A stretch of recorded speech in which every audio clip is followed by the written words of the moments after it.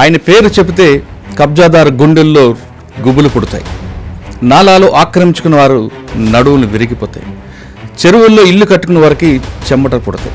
ఇంతకీ ఆయనే హైదరాబాద్ ఇల్లు ఉందా? ఒకటి అడుగుతాను మురళి, మెడ మీద తల ఉంటుందా, తల మీద మెడ ఉంటుందా? ఏ అపోజిషన్ లీడర్ చెప్పండి, టార్గెట్ చేసి చెప్పి ఒక పేరు చెప్పండి. దెబ్బలు తట్టుకోలేక పటాన్చర్ కాంగ్రెస్ కన్వెన్షన్ ముందు వాళ్ళకి చెప్పారు, నోటీస్ ఇచ్చి కొట్టారండి, లేదంటే డైరెక్ట్గా 405 GHMC యాక్ట్ చాలా స్పష్టంగా చెప్తుంటుంది అనమాట. నోటీస్ లేకుండా కూలగొట్టచ్చు అనేది చాలా స్పష్టంగా చట్టంలోనే ఉంది.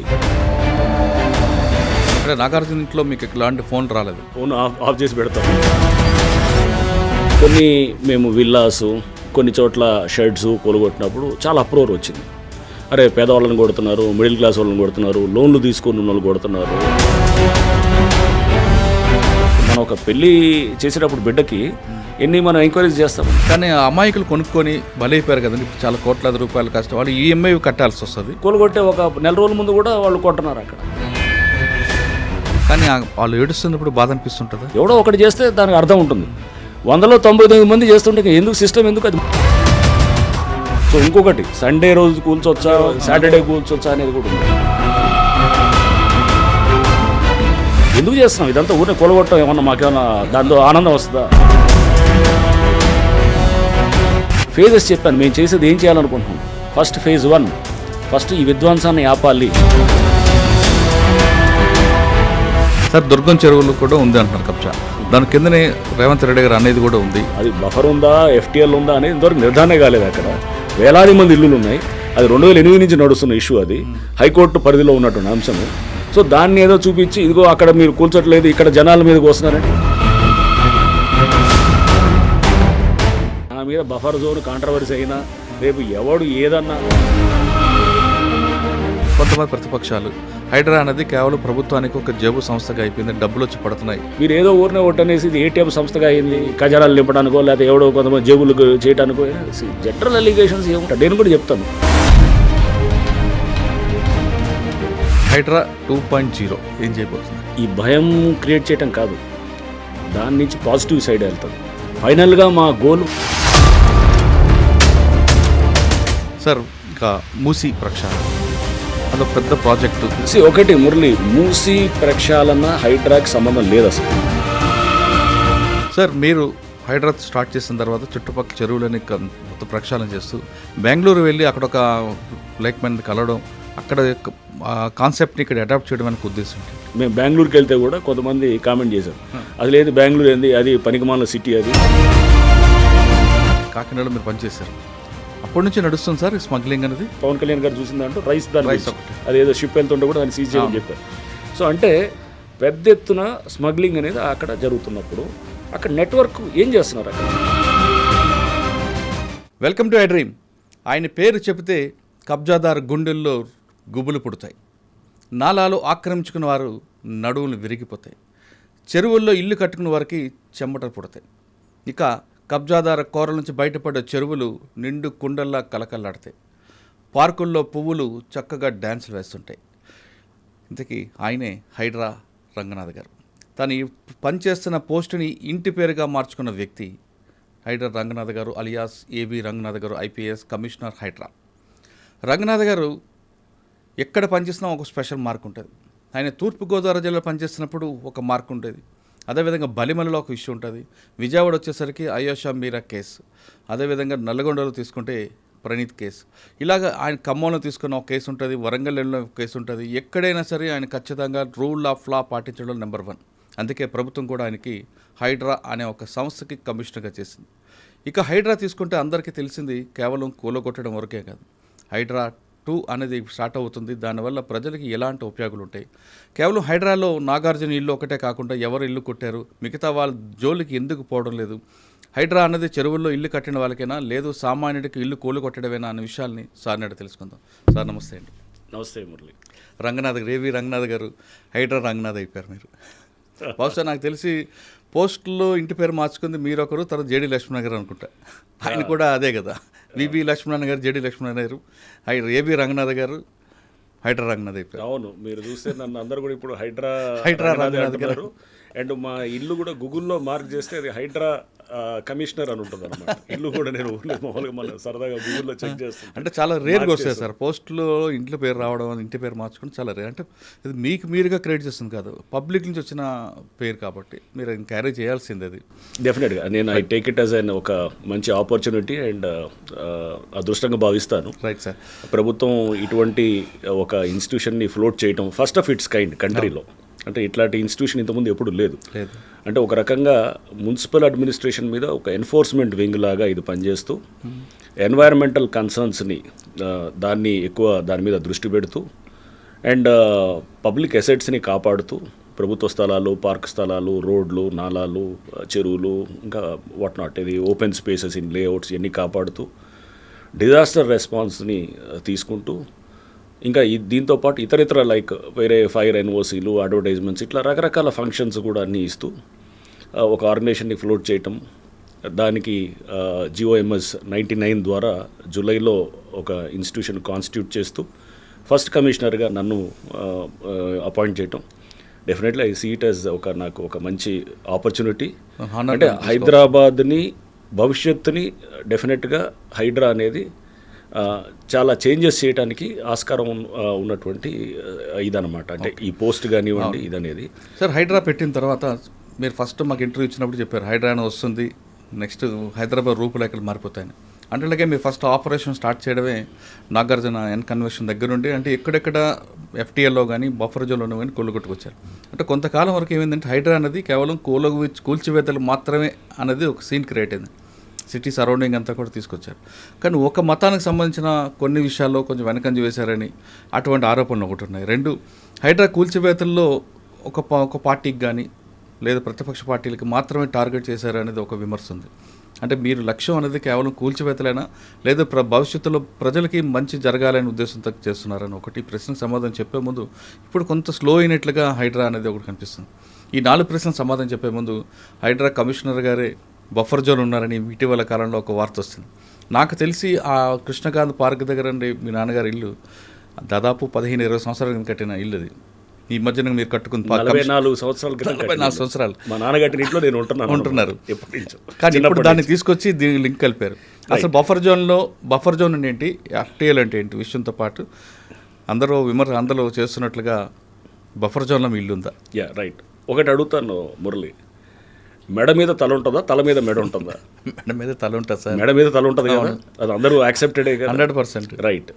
మనం దాన్ని అంటే అది లాజిక్ ఆర్ యాక్సెప్టెడ్ నాట్. అవును, మెడ మీద తల ఉంటుంది, తల మీద మెడ ఉంటుంది కదా.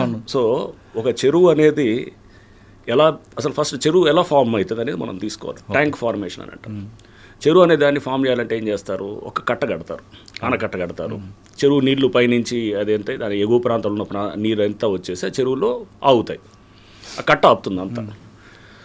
దాని చుట్టుపక్కల ప్రాంతాలన్నీ కూడా మునుగుతుంటాయి అన్నమాట. దాంతో ఆ చుట్టుపక్కల ప్రాంతాల్లో ముంపుకి అయినప్పుడు అంటే దాని చెరువుని దాని ఎక్స్పాండ్ ఏరియా అంటే లేక్ ఎక్కడ దాకా దాన్ని ఎక్స్పాండ్ అవుతుంది అనేది దాన్నే FTL అంటారు అన్నమాట. అంటే ఒక చెరువు ఫుల్ ట్యాంక్ లెవెల్ అంటే చెరువు దాన్ని పూర్తిగా నిండిందంటే వెయిర్ అంటారు. మనం ఇప్పుడు అలుగు అంటాం కదా, అలుగు ఆ వెయిర్ హైట్ బట్టి నిండుతుంది అనమాట. వెయిర్ హైట్ దాటింది అనుకో, ఇప్పుడు గ్లాసులో నీళ్లు పోస్తే బ్రిమ్ అంటాం, ఆ పైన అంచు ఉండేదాన్ని బ్రిమ్ అంటాం. దాని అంచు దాటిన తర్వాత కింద పారిపోతుంది నీళ్ళు, అంతే కదా. అలుగు కూడా అంతే అనమాట. అలుగు దాటిందంటే అలుగు పారుతుంది న్యాచురల్. సో అంటే అలుగు దాకా ఏదైతే నీళ్లు నిల్వ ఉంటాయో దాన్ని FTL అని అంటాం. అది ఎక్కడ ఉంటుంది, చెరువు వెనకాల అంటే చెరువు దిగువ భాగంలో ఉంటుంది అనమాట. ఎగువ భాగం, చెరువు పైనుంచి వచ్చే నీళ్లు చెరువు కట్ట అయినప్పుడు ఆ పైన ఉన్నటువంటి ప్రాంతం అంతా కూడా మనకి నిండుతుంది అనమాట, నిండి ఉంటుంది. అంతేగాని చెరువు దిగువ భాగంలో ఉండదు కదా. చెరువు కట్ట ఉంటుంది, కట్ట కింద ఎట్లా ఉంటుంది, కట్ట తెగితేనే కిందకు వస్తాయి నీళ్లు. కట్ట తెగిందంటే అది పెద్ద డ్యామేజ్ అనమాట, డేంజర్ అది. కట్ట నుంచి పారే నీళ్ళు ఎట్లా పోతాయి, ఒక నాలా ఉంటుంది, అంటే దాని సర్ప్లస్ వేయర్ ద్వారా నాలా ఒకటి వచ్చేసి మనకి కింద నాలా అంటే ఫ్లడ్ వాటర్ వచ్చినప్పుడు అది కిందకి పారుతుంటుంది. అది కింద ఉన్న చెరువుకి. సో ఇప్పుడు మాది మీద పెట్టినటువంటిది ఏంటి, సింపుల్ అంటే ఇల్లాజికల్, అంటే లాజిక్ లేని వాదన అనమాట. దాన్ని ఏం చేస్తారు మీడియాలో, కొంతమంది సోషల్ మీడియా వాళ్ళు, కొంతమంది మీడియాలో వాళ్ళు ఏదైతే హైడ్రా అనే దాన్ని తొక్కేయాలనేటువంటి శక్తులు చాలా పనిచేస్తుంటాయి. ఎందుకంటే ఇది చాలామంది ఇంట్రెస్ట్లను వ్యతిరేకంగా వచ్చినటువంటి సంస్థ ఇది. సో న్యాచురల్గా వెనకాల వాళ్ళ అజెండా వేరే ఉంటుంది, హిడెన్ అజెండా. ఎవరో ఒకళ్ళు ఇద్దరు ముందు పెడతారు, ఎవరో ఇల్లాజికల్గా ఉండేవాళ్ళు, వాళ్ళకి సబ్జెక్ట్ లేని వాళ్ళు రకంగా మిమ్మల్ని కంట్రోల్ చేద్దామో కాకపోయేసరికి నన్ను కంట్రోల్ చేద్దామనో లేకపోతే మమ్మల్ని కాంట్రవర్సీ చేయటమనో ఇట్లా చేయాలని చూస్తారు. సో ఇప్పుడు మా ఇల్లు విషయానికి వస్తే యూసఫ్ కూడా చెరువు అది ఎప్పుడో ఉన్నటువంటి చెరువు. మనం టోపో షీట్స్లో కూడా చూస్తే, టోపోగ్రఫీ షీట్స్ అంటే సర్వే ఆఫ్ ఇండియా మ్యాప్లో 1970లో సర్వే చేసిన దాంట్లో ఆ చెరువు ఉంటుంది. ఆ చెరువు అప్పుడెప్పుడో కట్టినారు, ఎప్పుడో పాత ఎప్పటి నుంచి ఉంది. తర్వాత దాన్ని మెల్లిగా 2003-2004 చంద్రబాబు నాయుడు గారు ఉన్నప్పుడు దాన్ని తర్వాత అప్పుడు తీగల కృష్ణారెడ్డి గారు ఆ టైంలో దాన్ని పార్క్ లాగా తయారు చేశారు. అది కబ్జా అవుతుందనో ఏదో రకరకాల దీంతో కాపాడుకునే ప్రయత్నంతో అప్పుడు ఉన్నటువంటి ప్రభుత్వం అలా చేశారనమాట. ఫైన్, బాగానే ఉంది. చెరువు కాపాడుతూ క్రమంలో దాన్ని పార్క్ కింద చేశారు. దాన్ని కృష్ణకాంత్ పార్క్ అని కూడా పెట్టారు. పెట్టి దానికి దాని కింద బఫర్ జోను అనేది ఉత్పన్నమే కాదు అసలు. బఫర్ జోన్ ఎఫ్టీఎల్ అనేది చెరువు కట్ట కింద దిగువ భాగంలో ఉండదు. నేను అదే అంటుంది, మెడ మీద తల ఉంటుందా, తల మీద మెడ ఉండదు అంటే చెరువు కట్ట కింద ఉండదు ఎఫ్టీఎల్ బఫర్, చెరువు కట్ట పైనే ఉంటుంది. బఫర్ జోన్ అంటే ఇప్పుడు ఎఫ్టీఎల్ నుంచి ఒక 30 మీటర్లు చెరువు విస్తీర్ణం బట్టి దానికి 30 మీటర్స్ అంటే ఒక ఏది ఇంత ఉండాలి, 30 మీటర్స్ దాకా బఫర్ జోన్ ఉంటుంది. Okay, 30 meters 10 meters depending on the area of the చెరువు అనమాట. చెరువు విస్తీర్ణం బట్టి పెద్ద చెరువు అయితే దానికి ఎక్కువ ఉంటుంది. 30 మీటర్స్ కృష్ణకాంత్ పార్క్ పైన బోరబండ అటువైపు అటు ఉంటుంది, ఎగ్జాక్ట్లీ పైకి ఉంటుంది అనమాట. కిందకు ఉంటుంది. మధురనగర్ అంతా చెరువుకి కింద దిగువ ప్రాంతంలో ఉంటుంది. ఆ నాలా కూడా మా ఇంటికి 100 మీటర్ల దూరంలో ఉంటుంది.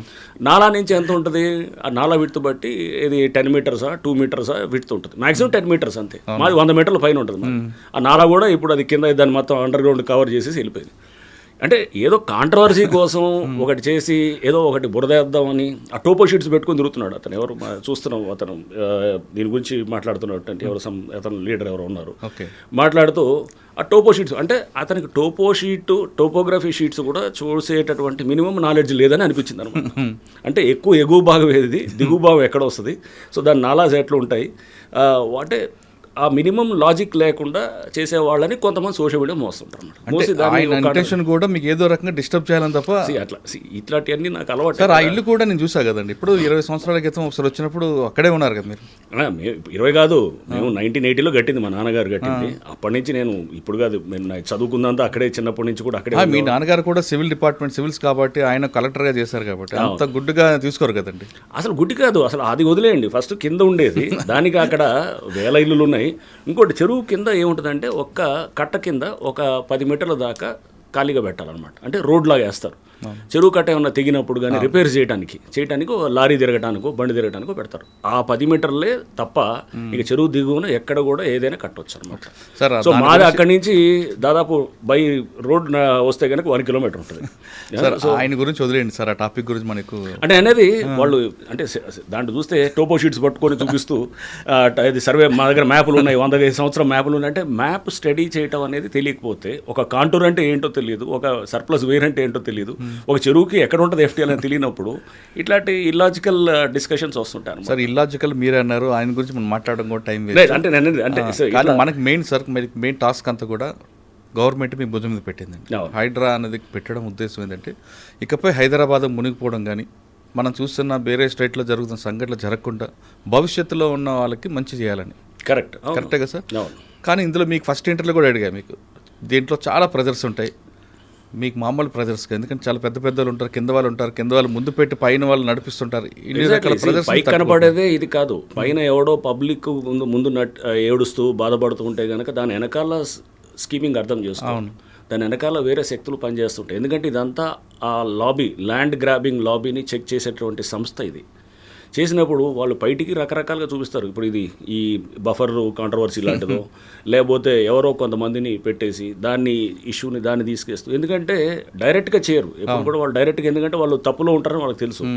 ఇండైరెక్ట్గా ఇలా చేస్తారు. సో ఇందాక మీరు అడిగారు ఫస్ట్ కూల్చివేతలే ఉంటాయా, ఓన్లీ ఒక మతం వాళ్ళే చేస్తున్నారు, ఒక పార్టీ వాళ్ళే చేస్తున్నారని. సో దీని మీద మీరు చూస్తే కనుక మేము జూలైలో ఇది హైడ్రా ఫామ్ అయింది. ఫస్ట్ కమిషనర్గా జూలై ఎండింగ్లో వచ్చింది.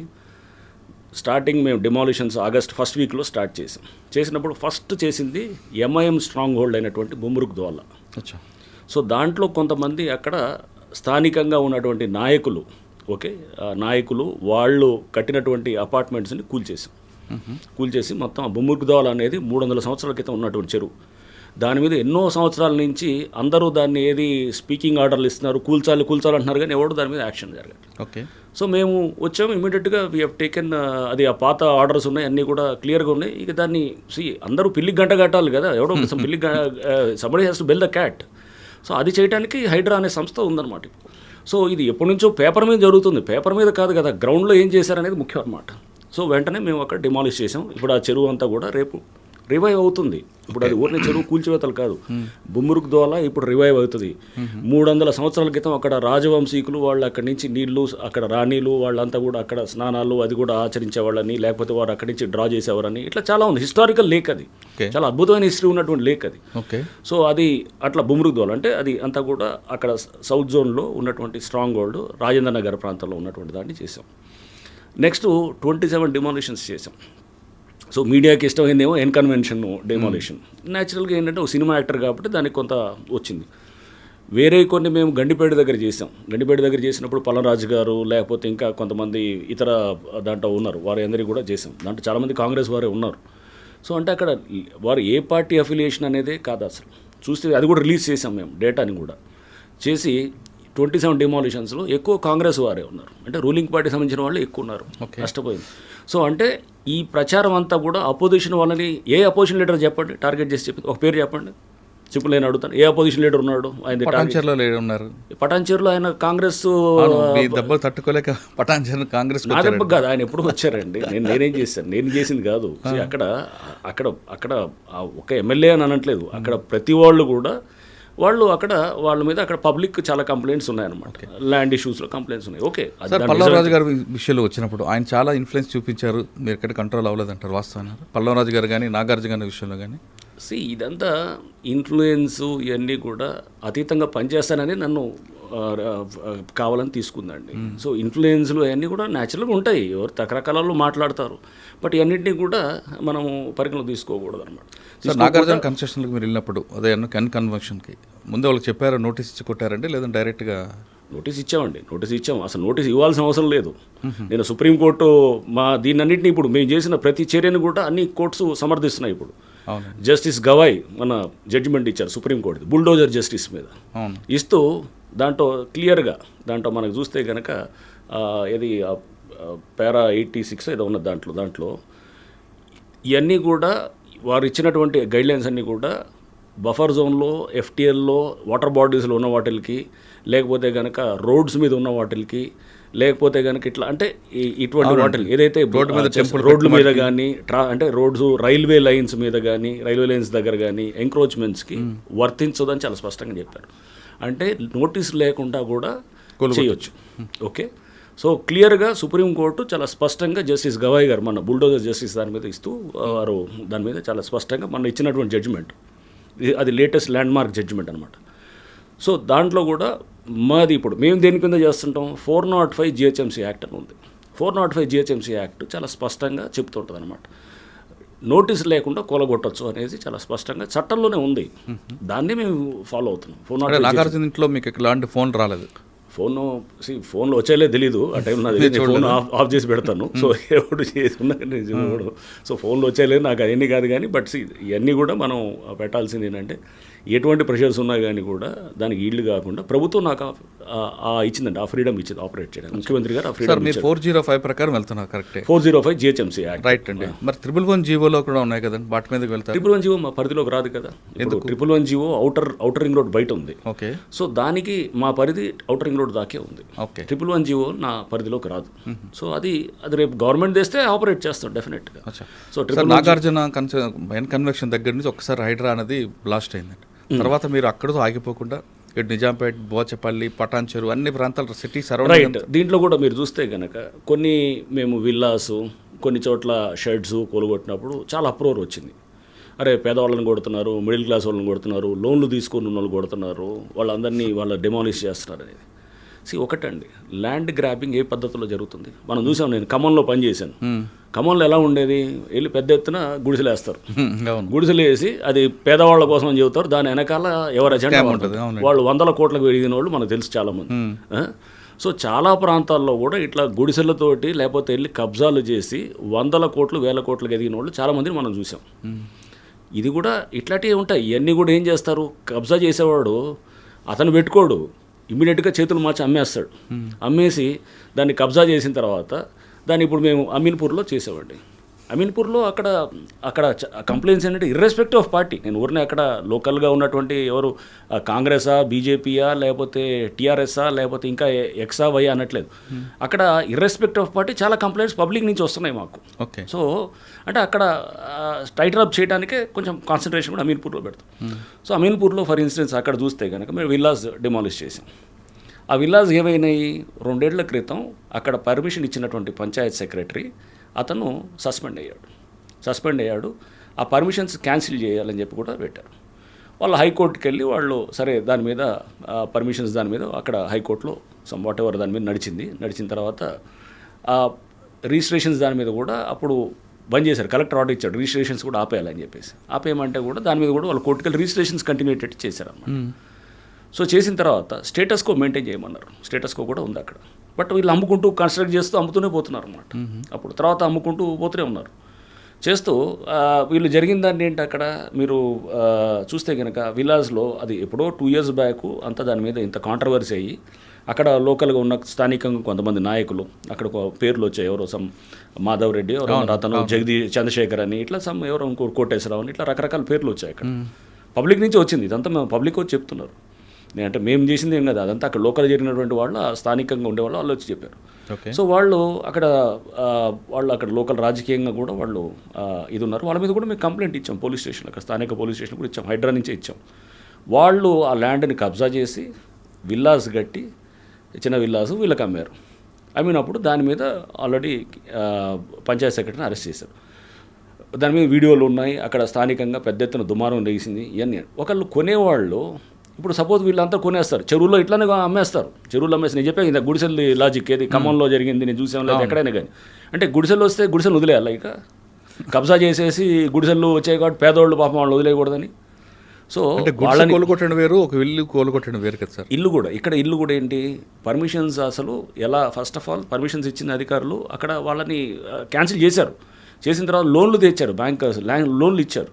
అంటే డ్యూ డెలిజెన్స్ ఏమైంది, మీరు చేయాల్సిన మినిమమ్ ఇది ఎంక్వైరీ చేయాల్సింది ఉండాలి కదా. ఇప్పుడు మనం ఒక పెళ్లి చేసేటప్పుడు బిడ్డకి ఎన్ని మనం ఎంక్వైరీస్ చేస్తామండి, ఆ ఎంక్వైరీ చేసుకోవాలి కదా. ఇక్కడ కూడా పబ్లిక్ని అనట్లేదు, పబ్లిక్ చేయాల్సింది ఉంది. అక్కడ ఉన్నటువంటి సిస్టమ్ కూడా ఇప్పుడు డెఫినెట్గా అక్కడ క్లెన్సింగ్ జరుగుతుంది. అక్కడ తప్పకుండా అక్కడ జరగాలి. ఇష్టానుసారంగా జరుగుతుంది కాబట్టి అమీన్పూర్ మీద కాన్సన్ట్రేషన్ ఎక్కువ పెడుతున్నాం.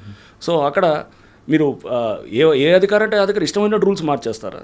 ఇంకా అది వ్యవస్థ ఏంటి, దీనికి ఒక సిస్టమ్ ఏంటి అంటే రేపు పద్ధతి ప్రకారం రూల్ ఆఫ్ లా ఒకటి ఉంటుంది, ఒక చట్టము, ఒక న్యాయము, ఒక వ్యవస్థ, ఒక సివిలైజ్ సొసైటీ. మనం నాగరిక ప్రపంచంలో ఉన్నామని ఇవన్నీ మనం విస్మరించి పనిచేయటం కాదు కదా. అది ఫస్ట్ అంటే స్వార్థం కోసం ఎవడికి వాళ్ళు చేయటం కరెక్ట్ సార్. మీరు చెప్పినట్లుగా వాళ్ళ స్వార్థం కోసం పర్మిషన్ ఇచ్చారు, బ్యాంకులో లోన్ ఇచ్చారు.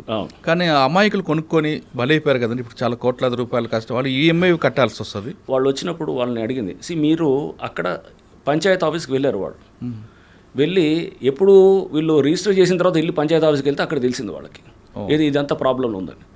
అరే ఇట్లా ఉందని చెప్పి వాళ్ళ తర్వాత వేరే వాళ్ళకి చెప్పలేదుగా. అది అట్లా అంటే వాళ్ళు ఆ చిన్న పని ఇప్పుడు పెళ్లి చేసే ముందు వాడు ఎవడో డ్రగ్ అడిక్టో లేకపోతే ఏదైనా పెళ్లి చేసిన తర్వాత తెలిస్తే ఏం చేస్తారు? ముందే చేసుకోవాలి, మనం ముందే చేసుకోవాలి కదా. నా జీవితం అంతా నాశనం చేశారని అట్లా అంటావా? నువ్వు ఎందుకు చేయలేదని అంటాం. ఫస్ట్ ఎందుకు చెక్ చేసుకోలేదు అంటే ఇప్పుడు తప్పు వాళ్ళది కూడా 50% డెఫినెట్గా ఉంటుంది, వాళ్ళది ఉంటుంది. అక్కడ సిస్టమ్ అంతా కూడా నేనేది వీళ్ళది పబ్లిక్ది పూర్తిగా పబ్లిక్ ఒక్కళ్ళే అని నేను వాళ్ళ మీద బ్లేమ్ చేయట్లేదు. సిస్టమ్ అంతా అక్కడ సరిగ్గా చేయలేదు సార్. వీళ్ళు చేయలేదు, వీళ్ళు కొనుక్కున్నారు, బ్యాంక్ నుంచి ఈఎంఐ కట్ అవుతుంటుంది, కొనుగొట్టారు. మీరు వీళ్ళ వరకు నష్టపోయింది. కానీ పర్మిషన్ ఇచ్చిన వాళ్ళ మీద కూడా పర్మిషన్స్ క్యాన్సిల్ చేశారు కదా. వాళ్ళని కూడా కేసులు అదే చెప్పారు. పర్మిషన్స్ ఇచ్చిన అధికారులు గతంలో ఇచ్చిన వాళ్ళది క్యాన్సిల్ చేసి వాళ్ళు సస్పెండ్ చేశారు కదా. సస్పెండ్ చేశారు, కేసు కూడా పెట్టారు కదా వాళ్ళ మీద, క్రిమినల్ కేసు కూడా పెట్టారు. ఓకే, అవన్నీ జరిగినాయి. సేమ్ డిండిగల్లో కూడా అలానే జరిగింది. ఏది మన డిండిగల్ మేము కొలుగొట్టాం కొన్ని విల్లాస్, అక్కడ కూడా ఏది దాని పేరు కత్వా చెరువు అని అంటారు. అక్కడ కూడా సేమ్ థింగ్. అక్కడ ఎవరు పంచాయత్ సెక్రటరీ సస్పెండ్ అయ్యాడు, కేసు పెట్టారు 2 ఏళ్ల క్రితం. ఆ బిల్డర్ ఎవరైతే చేశారో ఆ బిల్డర్ మీద కూడా కేసు పెట్టారు. కేసు పెట్టిన తర్వాత కూడా ఆ ముందు మేము కొలుగొట్టే ఒక 4 రోజుల ముందు కూడా వాళ్ళు కొంటున్నారు అక్కడ. కొన్ని అంటే ఎట్లా ఉంటారు వీళ్ళు కొనేటప్పుడు తక్కువకి ఇస్తారు. అవును. జరిగేది అది. అవును. అంటే అంతా మనం అమాయకులని అనుకోవడానికి లేదు. వీళ్ళు 4 రూపాయలు తక్కువకి ఇచ్చాడు, పర్లేదు ఏని మనం మేనేజ్ చేసుకోవచ్చు, ఏ ఉండదులే అనకంటే అది భరోసా అనమాట. సో అంటే ఆడ సపోజ్ ఎవరన్నా ₹1,00,00,000 విల్లా ఉందనుకోండి, 60 లక్షలకో 70 లక్షలకో ఇస్తారు. లేదా 1,50,00,000 ఉందనుకోండి, 1,20,00,000కో అంటాడు అనమాట. 34 లక్షలు తక్కువ ఇచ్చేది. సో ప్రాబ్లం తెలిసినా కానీ కొంటారు. ఎందుకు కొంటారంటే పర్లేదు మేనేజ్ చేసుకోవచ్చు, ఏముందిలే మందాక ఎందుకు వస్తుంది అనేటటువంటి ఒక భరోసా అనమాట. ఓకే.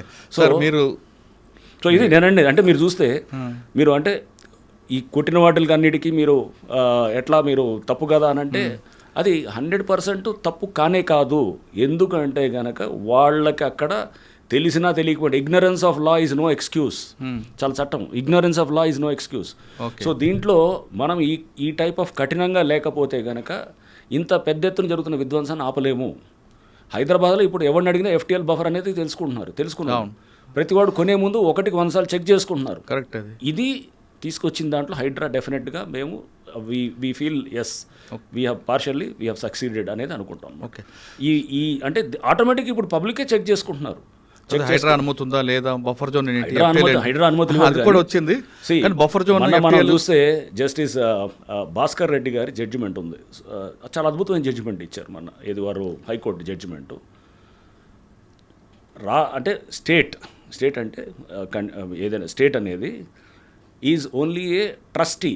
దీంట్లో ఇక్కడ స్టేట్ అనేది ఒక ట్రస్టీ అంతే తప్ప కానీ ఎవడో నాకు పర్మిషన్స్ వచ్చేసాయి కాబట్టి నాకు HMDA ప్లాట్లు వేసింది, పర్మిషన్స్ ఇచ్చాడు అధికారి, నాకు బ్యాంక్ లోన్ ఇచ్చింది కాబట్టి ఇది నా ల్యాండు అని అంటాను క్లెయిమ్ చేయడానికి లేదు. చెరువులో కానీ ఇట్లాంటిది వాటర్ బాడీస్లో కానీ ఎక్కడైనా అది that is a trustee government. అది ఇచ్చినా కానీ కూడా నిర్దాక్షిణ్యంగా వ్యవహరించవచ్చు అని చాలా స్పష్టంగా కోర్టు ఇచ్చింది. సో మాకు చాలా సపోర్టివ్గా ఇచ్చినటువంటి జడ్జిమెంట్. సుప్రీంకోర్టు జస్టిస్ గవాయ్ గారు ఇచ్చిన జడ్జిమెంటు వితౌట్ నోటీస్ అనేది అది. అండ్ జస్టిస్ భాస్కర్ రెడ్డి గారు వారు ఇచ్చినటువంటి జడ్జిమెంటు చాలా క్లియర్గా ఉన్నాయన్నమాట. సో చాలా లోతుగా అంటే చాలా డెప్త్లో తీసుకొని చేసినటువంటి జడ్జిమెంట్స్గా నేను చూస్తున్నాను. కరెక్టే సార్. మీకు చట్టం ప్రకారం వెళ్తున్నారు, మీరు ఎక్కడ కూడా అన్లాఫ్లోకి వెళ్ళట్లేదు, లా ప్రకారం వెళ్తున్నారు. కానీ వాళ్ళు ఏడుస్తున్నప్పుడు బాధ అనిపిస్తుంటుందా? నేను మొన్న కూడా నేను ఇంజనీర్స్ అందరితో మీటింగ్ అయినప్పుడు కూడా చెప్పాను. కొన్ని చోట్ల మురళి ఎట్లుండాలంటే మనసును చంపుకొని పనిచేయాలనేది నేను మొన్న కూడా చెప్పాను. ఇప్పుడు గంజాయి మనం మీకు తెలుసు, నేను AOB ఏరియాలో రైడ్ చేశాం. మేము ఏది నల్గొండలో ఉన్నప్పుడు వెళ్ళి రైడ్ చేసాం. రైడ్ చేసినప్పుడు అక్కడ ఫైరింగ్ చేసాం. ఫైరింగ్ చేసి అక్కడ లక్షలాది కేజీల గంజాయి దేశవ్యాప్తంగా సరఫరా అవుతుంది. 10,000 కోట్ల మార్కెట్ అది AOB నుంచి. ఒకసారి వెళ్ళి అక్కడ మొత్తం ఫైరింగ్లు చేసి కాస్త హడావడి చేసేటప్పటికి అప్పుడు ప్రభుత్వం కూడా, అప్పుడు గతంలో ఉన్న ప్రభుత్వం కూడా వారు కూడా బాగా రియాక్ట్ అయ్యి వారు కూడా చేస్తారు. అది పరివర్తన ఏదో పెట్టారు, చేసేసి మొత్తం దాన్ని మొత్తం గంజాయిన ఆపరేషన్ పరివర్తన చేసి మొత్తం గంజాయినంతా క్లీన్ చేయడం మొదలెట్టారు. సిస్టమ్ అనేది తప్పు చేయాలంటే భయపడాలి. విచ్చలవిడిగా అన్ని గంజాయి అంతా సాగుల్లో ఉంటే కనుక అది వ్యవస్థ ఏంటి అక్కడ? ఇప్పుడు ఎవడంట ఇష్టమైనట్టు అందరూ అనాథరైజ్గా కడుతుంటే వ్యవస్థ ఏంటి అక్కడ? ఎవడో ఒకటి చేస్తే దానికి అర్థం ఉంటుంది. 100లో 99 మంది చేస్తుంటే ఎందుకు సిస్టమ్ ఎందుకు అది మూసేసి మనం మామూలుగా చేయాలన్నమాట. అది గంజాయి అంతా సాగు చేస్తే లీగలైజ్ చేయాలి అక్కడ, అంతేగాని అంటే అక్కడ ఆ గంజాయి దాంట్లో చూసేటప్పుడు మనం ఎలా చూస్తాం, అక్కడ దానివల్ల ఒక 10,000 20,000 మంది ఎఫెక్ట్ అవుతారు. అది ముఖ్యమా? కంట్రీ మొత్తం ఉన్నటువంటి కోట్లాది మంది దానివల్ల బెనిఫిట్ అవుతారు. సెకండ్ వన్ మనం ప్రయారిటీ. ఎగ్జాక్ట్లీ. సో అంటే ఇదే బెంథమ్స్ యూటిలిటేరియనిజం అని ఉంటుందన్నమాట. అంటే మనం దీంట్లో ఎవరికి ఎక్కువ లాభం చేసేది ఉంటే దానివైపు మనం మొగ్గు చూపాలని. సో ఇక్కడ కొంతమంది డెఫినెట్గా కొంతమంది ఇంట్రెస్ట్లు పోతాయి, ఎఫెక్ట్ అవుతాయి. ఇక్కడ నష్టపోయిన వాళ్ళు ఉండొచ్చు వాళ్ళు. ఓకే. సో కొంతమంది విల్లాస్ పోయిన వాళ్ళకి కూడా చట్టవిరుద్ధంగానే ఉన్నాయి అన్నీ కూడా, చట్టపరంగా ఏది లేదు.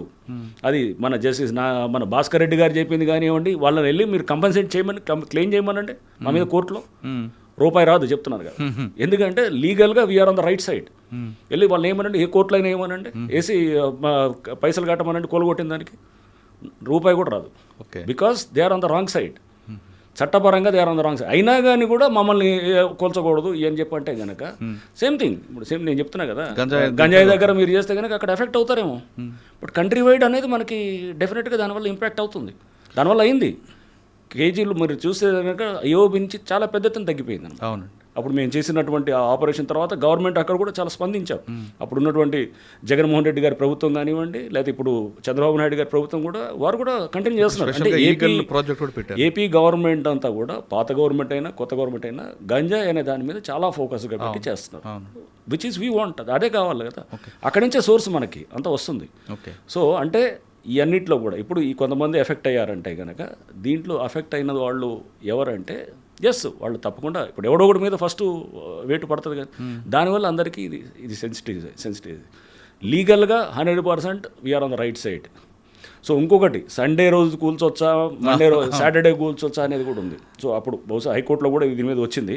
బట్ మీకు చెప్పాలని మళ్ళీ అది కూడా హైకోర్టు జడ్జిమెంటే ఉంది, 3SS జడ్జిమెంట్ అని చాలా స్పష్టంగా. అది సండే అయినా ఏది సాటర్డే అయినా ఎప్పుడైనా కూల్చొచ్చు, 3SS judgement without notice. So అది ఉంది. వితౌట్ నోటీస్ కూడా చేయొచ్చు. Without notice 405 GHMC act. And Sunday అయినా సాటర్డే అయినా ఎప్పుడైనా చేయొచ్చు. Only public holidays 3SS judgement అనేది ఒక క్లబ్ హౌస్ని డిమాలిష్ చేస్తారు. ఏది ఏలూరు దగ్గర ఉండడం క్లబ్ హౌసెస్ చేసినప్పుడు దాంట్లో అది మొహరం రోజు ఏదో ఉంటుంది అనుకుంటా, అది పండగ రోజు ఏదో అంటే పబ్లిక్ హాలిడే. ఆ రోజు చేసినప్పుడు అది ఆ రోజు సండే కూడా వస్తుంది, సండే అనేది వస్తే 3SS జడ్జిమెంట్లో డివిజన్ బెంచ్ ఆఫ్ హైకోర్టు చాలా స్పష్టంగా చెప్తారు అనమాట. మీరు సండే అయినా సాటర్డే అయినా ఎప్పుడైనా కూల్చొచ్చు, ఓన్లీ పబ్లిక్ హాలిడే అది సండే రోజు పడ్డా కానీ కూడా మీరు చేయొద్దు అని చెప్తాం. అంటే పబ్లిక్ హాలిడే రోజు కూల్చొద్దు. సపోజ్ గాంధీ జయంతి అది ఉంది, లేదా ఏదో సంక్రాంతి ఉంది, లేకపోతే ఏదో దసరా ఉంది, పబ్లిక్ హాలిడే రోజు చేయొద్దు. పబ్లిక్ హాలిడే సండే రోజు పడ్డా కానీ కూడా చేయొద్దు అని కూడా ఇచ్చారన్నమాట. అంటే క్లారిటీ ఇవ్వడం అన్నమాట. సండే రోజు చేయొచ్చు అనేది కూడా స్పష్టంగా చెప్తాం. అంటే సాటర్డే సండే అప్పుడు అన్నారు మీరు అంతా సెలవుల రోజే చేస్తున్నారు, సెలవులు ఎప్పుడైనా చేయొచ్చు. There is no bar. 3SS judgement చాలా స్పష్టంగా ఉంది. We follow the procedure, rule of law అనేది ఉంటుంది. నోటీసులు ఇవ్వాల్సిన చోటు నోటీసులు ఇస్తున్నాము. ఇప్పుడు మాకు చాలా బలోపేతం చేశారు. ఇది ప్రభుత్వం నుంచి ఆర్డినెన్స్ ద్వారా మాకు చాలా పవర్స్ ఇచ్చారు. చాలా యాక్ట్స్ ద్వారా కూడా మాకు పవర్స్ వచ్చాయి. మ్యాన్ పవర్ వచ్చాయి, చాలా స్ట్రెంత్. ఇప్పుడు మీరు అంటున్నారు సైలెంట్ అయిపోయిందా అన్నారు. సైలెంట్ ఏం కాదు. ఇవన్నీ కూడా ఒక స్ట్రాటజికల్గా వీఆర్ దాన్ని బిల్డ్ చేస్తున్నాం అనమాట. ఇప్పటికీ డెమాలిషన్స్ అవుతున్నాయి. కానీ మీకు ఏంటంటే నాగార్జున డెమాలిషన్ లాంటిది అయితేనే మీరు అప్పుడు దాన్ని మీడియా విల్ బి హ్యాపీ, అది క్యారీ చేయాలనుకుంటారు. సో వెనకాల చాలా జరుగుతున్నాయి, డెమాలిషన్స్ అవుతూనే ఉన్నాయి. కానీ అది చిన్న చిత్కా అన్ని జరుగుతూనే ఉన్నాయి. సో మీరు అనుకుంటే మేము మీరు ఫస్ట్ గుర్తుపెట్టుకోవాల్సింది అంటే ఆగస్ట్లో వచ్చినప్పుడు ప్రెస్ మీట్ పెట్టాం మేము. పెట్టి నేను పవర్ పాయింట్ ప్రజెంటేషన్ ఇచ్చాను. నేషనల్ రిమోట్ సెన్సింగ్ ఏజెన్సీ డేటాని స్క్రీన్ మీద చూపిస్తూ మీడియా అందరితో కూడా మాట్లాడు. ఆగస్ట్ ఫస్ట్ వీక్ అండి, డిమాలిషన్ కూడా స్టార్ట్ చేయలేదు. చెప్తూ 61% చెరువులు మొత్తం ఆక్రమణ అయినాయి హైదరాబాద్లో, మిగతా ఉంది 39% అని రిమోట్ సెన్సింగ్ దాంతో చెప్తూ ఫేజెస్ చెప్పాను. మేము చేసేది ఏం చేయాలనుకుంటున్నాను. ఫేజ్ 1 ఫస్ట్ ఈ విధ్వంసాన్ని ఆపాలి. ఈ విధ్వంసాన్ని ఎలా ఆపాలంటే కనుక we'll go on demolitions. Next phase 2 ఈ డెమాలిషన్స్ తోటి ఆగిపోతాయి. ఫస్ట్ ఫర్దర్ ఎంక్రోచ్మెంట్స్ ఆగిపోతాయి. అన్నీ కూలగొడదాం అనట్లేదు. డెమాలిషన్ చేయగానే ఆ డిటరెన్స్ తోటి ఎవ్రీథింగ్ విల్ కొంతవరకు అవుతుంది. ఆ తర్వాత ఫర్దర్గా ఏం చేసాం, అధికారుల మీద కేసులు పెట్టాం, డెమాలిషన్స్ చేసినప్పుడు ఇప్పుడు చేయాలంటే 1-2 సార్లు ఆలోచన చేస్తారు. రేపు ఎవడైనా ఇప్పుడు చేసినాడు అనుకోండి, ఇప్పుడు చేస్తే అతను రేపు తప్పకుండా ముందు అతనికి డెమాలిషన్ అవుతుంది. ఇప్పుడు కూడా అంటే first is demolition, second is రిజ్యునేషన్. అంటే ఎందుకు చేస్తున్నాం ఇదంతా? ఊరిని కూలగొట్టం ఏమన్నా మాకేమన్నా దాంతో ఆనందం వస్తుందా? కూలగొట్టం ఇది డిస్ట్రక్టివ్, భవిష్యత్తు కోసం కదండి. ఎగ్జాక్ట్లీ. దీని తర్వాత అసలు పని అప్పుడు మొదలవుతుంది. ఇది మొదట జరుగుతున్నది, ఇది ఒక ప్రారంభంలో జరిగేటటువంటి ఒక ప్రక్రియ మాత్రం ఇది. దాని తర్వాత జరిగేది అసలు చెరువులు నాలాలు రివైవల్ అనమాట. అది దట్ ఈస్ మోర్ ఇంపార్టెంట్. కూలగొట్టం ఇంపార్టెంట్ కాదు. కన్స్ట్రక్టివ్గా చెరువుని పునరుద్ధరణ చేయటం, నాలాలు మళ్ళీ ఎస్టాబ్లిష్ చేయటం, లేకపోతే గవర్నమెంట్ ల్యాండ్ని రిస్టోర్ చేయటం, పార్క్ ఉంటే కనుక పార్కును రిస్టోర్ చేయటం, ఇవన్నీ దీస్ ఆర్ ద మనకి జరిగేటటువంటి ఇంపార్టెంట్ ఇదనమాట. సో అంటే అంతే తప్ప కానీ ఇది చేసేది దానికోసం. అది డెమాలిషన్ స్టార్ట్ చేయకముందే చెప్పాం. సో అంటే దాని అర్థం అన్నీ చేస్తారనేది. ఇప్పుడు ఏది మీరు నివాసమై ఉన్నటువంటి ఇళ్ళని దాన్ని కూల్చొని ఇప్పుడు అంటున్నారు, ఇంతకుముందు ఫస్ట్ నుంచి ఇదే మాట అంటున్నాం. ఎప్పుడు కూడా మేము నివాసం ఉన్న ఇల్లుని ఏది కూల్చలేదు. ఒకటి సున్నం చెరువు దగ్గర రేకుల షెడ్లు అది ఉన్నదాన్ని అక్కడ చేసాం. అది ఏది సున్నం చెరువు దగ్గర వాళ్ళు ఎందుకు అక్కడ ఎవడైతే గ్రాబ్ చేసి ఉన్నాడో, ఆ చెరువుని గ్రాబ్ చేసి ట్యాంకర్ల బిజినెస్ చేస్తున్నాడో అతని కింద పనిచేసే స్టాఫ్ అనమాట. దానికి ముందు ఒక వారం రోజుల ముందు ఎన్కన్వెన్షన్ కూల్చినప్పుడు దాని చుట్టూ చెరువు చుట్టూ, అది తెమ్మిడికొంట చెరువు అంటారు, దాని చుట్టూ చాలా షెడ్స్ చాలామంది ఇట్లా ఏది ఉన్నాయి, చిన్న ఇల్లులు వేసుకునే వాళ్ళు ఉన్నారు. ఎవరికి కూల్చలేదే.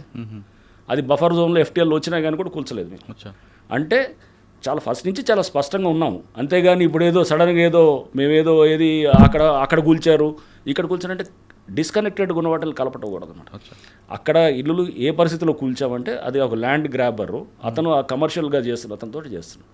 అతను తప్పకుండా చేస్తాం. ఇక ముందు కూడా ఎవడైతే కనుక గ్రాప్ చేయాలనే ఉద్దేశంతో సపోజ్ నైట్ అక్కడ ఇల్లులు కట్టారనుకోండి, నైట్ కడితే ఖచ్చితంగా కూలుస్తాం. అదే మీరు చేసిన కూలగొట్టిన ఇంట్లో కిచెన్ ఉంది, అదే కదండి. అది వాళ్ళు ఎవరో చిన్నమ్మాయిని పలకలు తీసుకొని ఇవ్వలేదు అని అంటున్నారు. ఒకటి రెండు ఇన్సిడెంట్స్ అక్కడ కింద జరిగేటప్పుడు దాన్ని సోషల్ మీడియాలో చూపించేసి దాని వెనకాల ఎవరు ఉంటారు, దాని ఇంట్రెస్ట్, దాని వేరే ఇంట్రెస్ట్లు ఉండేవాళ్ళు ఉంటారన్నమాట. దాన్ని చాలా పెద్దగా చూపిస్తూ అదేది ఆ చిన్నపిల్లని అక్కడ వందలాది మంది డెమోలు జరిగేటప్పుడు ఒకటి రెండు చిన్న చిన్న పొరపాట్లు అయితే కనుక డెఫినెట్గా బాధపడతాం. తర్వాత మా వాళ్ళని కోపడ్డాను, అరే పిల్లలకి వాళ్ళకి మీరు వాళ్ళు అక్కడ పలకలు తీయడం లేదా వాళ్ళు వాటర్ అడిగితే కనుక ఎందుకు చేయలేదని చెప్పి కోపడ్డాం. ఒక ఆమె కూడా ఆత్మహత్య చేసుకుంది అనుకుంటా కదా. అసలు మాకు సంబంధం లేదు, అది కూడా మాకు కలిపారు అన్ని ఖాతాల్లో. అంటే ఎవరు ఎక్కడ ఏది జరిగినా కానీ కాశ్మీర్ దాకా మొత్తం మా ఖాతాలో వస్తుంటుంది అనమాట, హైడ్రాల్లో పడుతుంటుంది ఇప్పుడు. సో అది అక్కడ ఎక్కడో సిద్దిపేట దగ్గర ఏదో చేస్తే కూడా ఏది మన ఎవరో ఇల్లు బిల్డింగ్ కడితే దాంట్లో చెరువులో దాన్ని కూల్చేశారనమాట. అవును, అక్కడ లోకల్ వాళ్ళు చేశారు, మాకు సంబంధం లేదు. అది కూడా మా దాంట్లోనే వేసారు ఖాతాలో. సో ఇప్పుడు ఆమె ఎవరో లేడీ ఎందుకు చనిపోయిందో ఏమో తెలియదు. ఆ కుక్కట్పల్లి పోలీస్ స్టేషన్ పరిధిలో అక్కడ ఎక్కడో చనిపోతే ఆమె ఎక్కడో బఫర్ జోన్ అవతల ఉందంట ఆమె ఇల్లు. మరి వాళ్ళ పిల్లలతో ఏమి గొడవ ఏందో తెలియదు కానీ అది అసలు మాకు సంబంధం లేదు, మేము ఒక నోటీస్ ఇచ్చింది లేదు, ఏమి లేదు, దాన్ని మమ్మల్ని చేస్తారు, మా అకౌంట్లో వేస్తారు. అట్లా అన్నీ అంటే దీని వెనకాల ఉన్నటువంటి మనం ఫస్ట్ గుర్తుపెట్టు, మేము we are fighting against a very very strong lobby. చాలా బలమైన నెక్సెస్ ఉన్నటువంటి బలమైన ఇది డీప్లీ ఎంట్రెన్స్డ్ ఇంట్రెస్ట్ ఉన్న లాబీ మీద ఇది హైడ్రా ఫైట్ చేస్తుంది.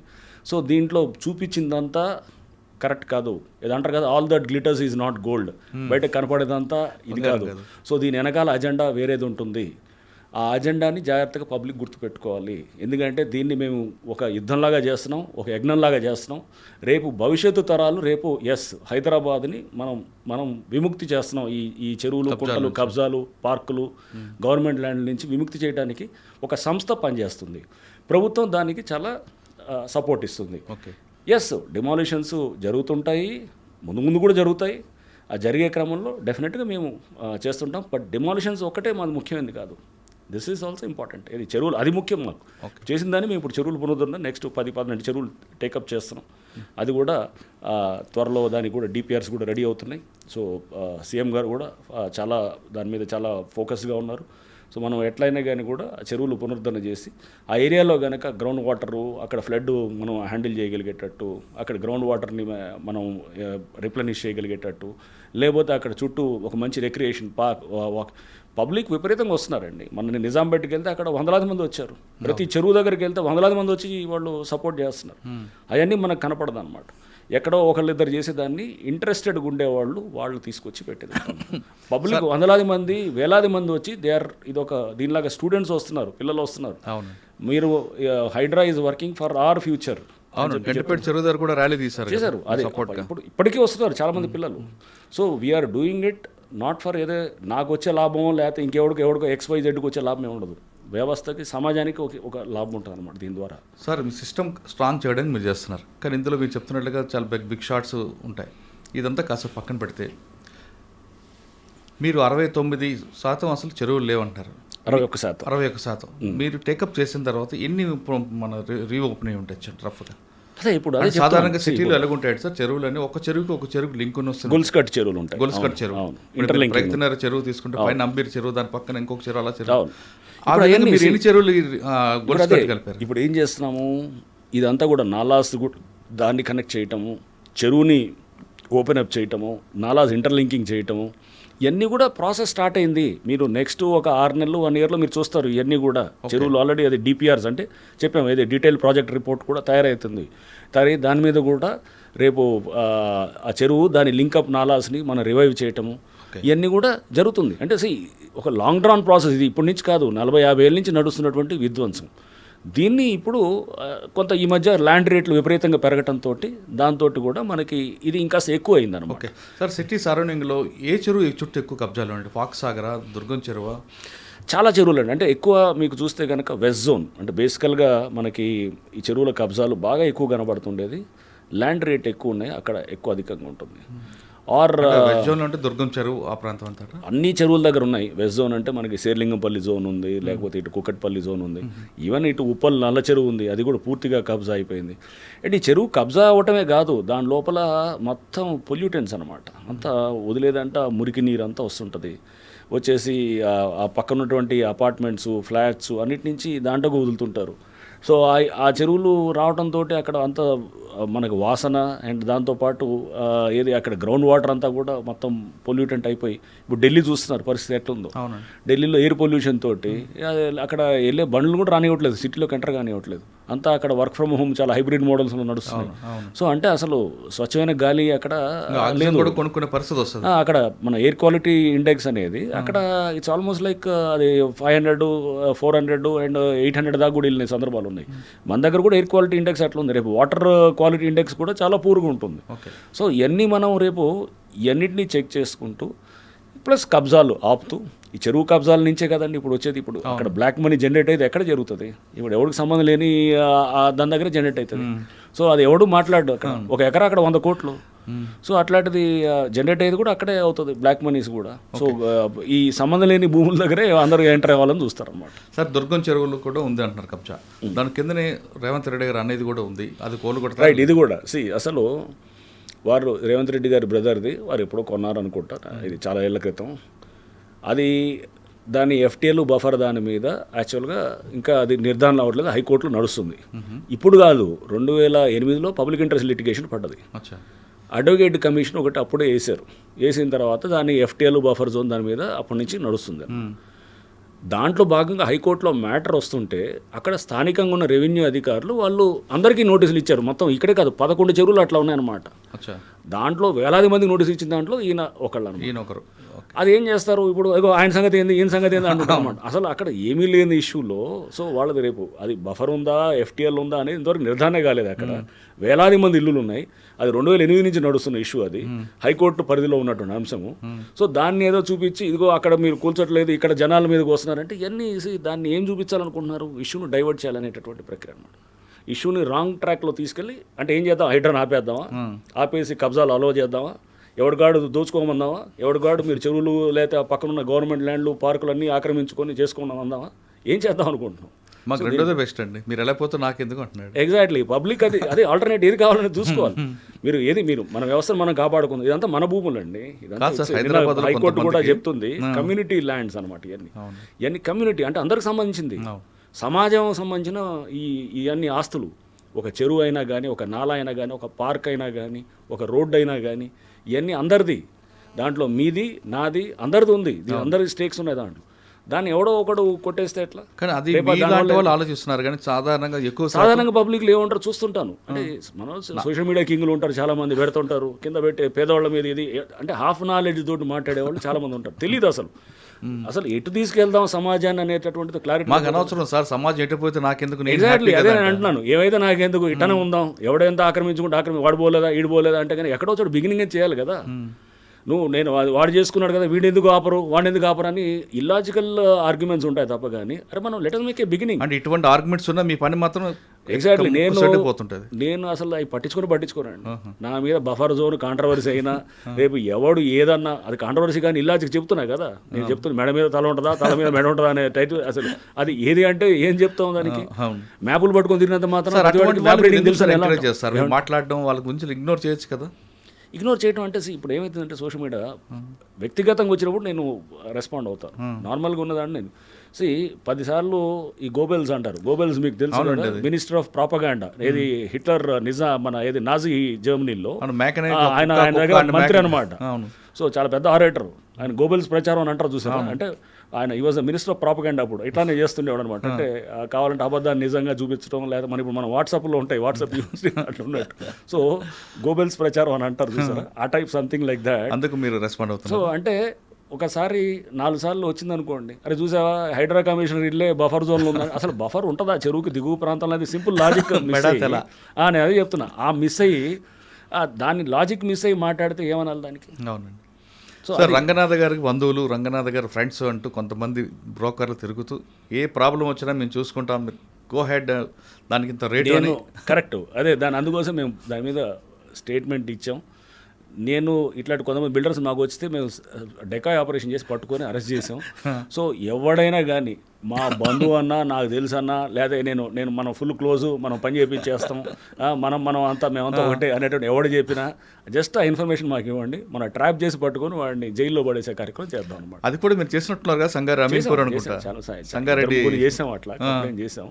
సో అన్నీ ఎవడైనా కానీ అలాంటివి చేస్తే కనుక డెఫినెట్గా రేపు మామూలు ఇదే కాదు, అధికారుల దగ్గర కూడా అక్కడ కొంతమంది మీద కూడా ఇప్పుడు సీఎం గారు చెప్పారు, సీఎం గారు ఏసీబీని కూడా యాక్టివేట్ చేశారు. సో ఏసీబీ కానీ, విజిలెన్స్ ఎన్ఫోర్స్మెంట్ కానీ, లోకల్ పోలీస్ కానీ అండ్ హైడ్రా కూడా, సో ఇదంతా కూడా ఫుల్ యాక్టివ్గా పనిచేస్తూ ఇట్లా ఎవడన్నా వెనకాల ఏదో చేసి దీంట్లో ఎక్కడో చోట ఇదిగో మనకు బాగానే ఉంది కదా, దీంట్లో 4 రూపాయలు మిగులుతుంది అనుకునేవాడు ఎవడైనా ఉండేవాళ్ళు ఉంటారు. సో అట్లాంటి ఖచ్చితంగా చేద్దాం, చేసి మీరు అట్లాంటి షేర్ ఇన్ఫర్మేషన్ కాన్ఫిడెన్షియల్గా వచ్చి షేర్ చేయండి. పలానా వాడు చేస్తున్నాడు, చిన్న ఆధారం ఒకటి కావాలన్నమాట, సింపుల్ ఆడియో కాల్. ఇప్పుడు మేము చేసాం ఒకడిని అమీన్పూర్లో, వీడియో కాల్ ఉంది, వీడియో రికార్డ్ చేశారు సీక్రెట్గా, దాంతో మనం పెట్టేసాం వీడియో కానీ ఆడియో ఉన్నది చాలన్నమాట. మనం చేసి జస్ట్ అక్కడ ఆ పరిస్థితులను కూడా స్టడీ చేస్తాం, చూసినప్పుడు అరే కరెక్టే కదా ఇది అక్కడ జరుగుతున్నది ఇదంతా అనే దాంతో చూసి చేసేస్తాం అన్నమాట. సార్ ఇంకా మూసీ ప్రక్షాళన అదొక పెద్ద ప్రాజెక్టు, దాన్ని కూడా చక్కగా చేయాలి అనేది సీఎం గారి ఇంటెన్షన్. అది మంచిదే, అది చుట్టుపక్కల కంపుతో భరించే వాళ్ళకన్నా ఒక ప్రక్షాళన చేసి ఒక నర్మదా నదిలాగా లేదా ఇంకొకలాగా చేస్తే చుట్టుపక్కల అందరికీ బాగుంటుంది. ఇందులో మీకు మీరు చుట్టుపక్కల కొట్టడం వేరు, కానీ ఇక్కడ చాలా మీకు ప్రెజర్ వస్తుంది మూసీలో. ఆ ప్రజలు ఎదుర్కొన్నారు. ఒకటి మురళి, మూసీ ప్రక్షాళన హైడ్రాకి సంబంధం లేదు అసలు. హైడ్రా అసలు is not in to that first of all. సరే దాన్ని కూడా ఏంటంటే హైడ్రా అనే దాన్ని ఒక భయంగా చూపిస్తూ దాన్ని చేస్తూ దాన్ని లింకప్ చేయాలని కొంత ప్రయత్నం జరిగింది. దాన్ని కౌంటర్ చేయడం కూడా మేము చేసాం పలు సందర్భాల్లో. హైడ్రాకి సంబంధం లేదు ఫస్ట్ ఆఫ్ ఆల్. చాలామంది హైకోర్టు కూడా వెళ్ళారు, అసలు హైడ్రా అనే సంస్థ అసలు దాన్ని తీసేసి దాన్ని కూల్చాలంటే కనుక జిహెచ్ఎంసీకి వాళ్ళు మొన్న హైకోర్టులోకి వెళ్తే కూడా హైకోర్టు చాలా స్పష్టంగా చెప్పింది హైడ్రా అనే దానికి పూర్తి చట్టబద్ధత ఉంది అండ్ హైడ్రాకి దాన్ని సపోర్ట్ చేస్తూ జడ్జిమెంట్ కూడా ఇచ్చారు. చూసాం హైకోర్టు బెంచ్ ఇచ్చినటువంటిది. సో అంటే సో దీంట్లో మూసీ దాంట్లో లేదు, right, okay. But general water బాడీస్లో మీరు చూస్తే కనుక ఇప్పుడు మనం అనుకుంటాం అరే మాటలు జనరల్ లాజిక్ ఏమొస్తుంది, ఈ చెరువులు కుంటలు ఇది అంత అవసరమా మనకి, ఇదేది రేపు మనకి ముందు కావాల్సింది ఏది ఇల్లులు కదా, ఏది ఫుడ్ షెల్టరు ఇది కావాలి కదా. మనం ఇది నిన్న మనం చూసి అక్కడ నేను కాకినాడ పోర్టు చూస్తున్నాను, అక్కడ పవన్ కళ్యాణ్ గారు వెళ్ళారు, అక్కడ వెళ్ళి ఆయన ఏదో రైస్ స్మగ్లింగ్ జరుగుతుంటుంది అక్కడ. హీ హాజ్ రైట్లీ సెడ్, ఏమంటున్నారు ఆయన చెప్పే దాంట్లో, ఇది రైస్ స్మగ్లింగ్తో ఆగదు, ఇంకా చాలా జరుగుతాయి, గంజాయి డ్రగ్స్ అన్నీ జరుగుతాయి. ఇంకా అన్ని ఒకసారి మొదలెట్టినవాడు అన్నిట్లోకి ఎంటర్ అవుతాడు. సేమ్ థింగ్ ఇక్కడ కూడా, ఒకసారి చెరువు కబ్జా చేసిన వాడు అంటే అక్కడ భూమి కబ్జా చేసినవాడు అక్కడతో ఆపుతాడని ఎందుకు అనుకుంటావు, అన్ని యాక్టివిటీస్లో ఉంటాడు. క్రైమ్ మైండ్ సెట్ వచ్చింది, క్రైమ్ మైండ్ సెట్ అనేది ఉన్నవాడు అన్నిటికీ విస్తరిస్తాడు. సో అది ఒక పెద్ద మాఫియాగా తయారైంది. ఇప్పుడు అదే జరుగుతుంది కదా, వాడు అక్కడ చెరువు చేసాడు, నీ ప్లాట్ మీదకి వస్తాడు, నీ ప్లాట్ మీదకి వస్తాడు, లేకపోతే నీ డాక్యుమెంట్లు మారుస్తాడు, లేకపోతే నీ ఏదైనా చేస్తాడు. సో ఇవన్నీ చేసేవాడు అంటే ఆ మైండ్ సెట్ని టార్గెట్ చేస్తున్నాను తప్ప, కానీ ఆ మైండ్ సెట్ అంటే ఇప్పుడు మనం చేయాలనుకుంది షిఫ్ట్ ఉండాలి. ఓ పారాడైమ్ హైడ్రా అనేది ఇప్పుడు ఇన్నాళ్ళు ఉన్న దానికి పద్ధతికి డిఫరెంట్గా ఇప్పుడు చేయాలనేటటువంటిది చేస్తుంది. ప్రభుత్వం ఒక ఇన్స్టిట్యూషనలైజ్ చేసింది దీన్ని మొత్తాన్ని చేసి, దీని మీద యోగి ఆదిత్యనాథ్ గారు కూడా మన ఆనంద్ మల్లిగ వద్ద అని చెప్పేసి లేక్ మ్యాన్ ఆఫ్ ఇండియా అని అంటారు, వారు యోగి ఆదిత్యనాథ్ గారిని కూడా యూపీ సీఎం గారిని కూడా కలిస్తే వారు కూడా దీని గురించి ఆరాధిస్తూ ఇట్లాంటిది ఫ్లోట్ చేయాలని చెప్పి కూడా వారు చెప్పారని కూడా అంటుండే అనమాట.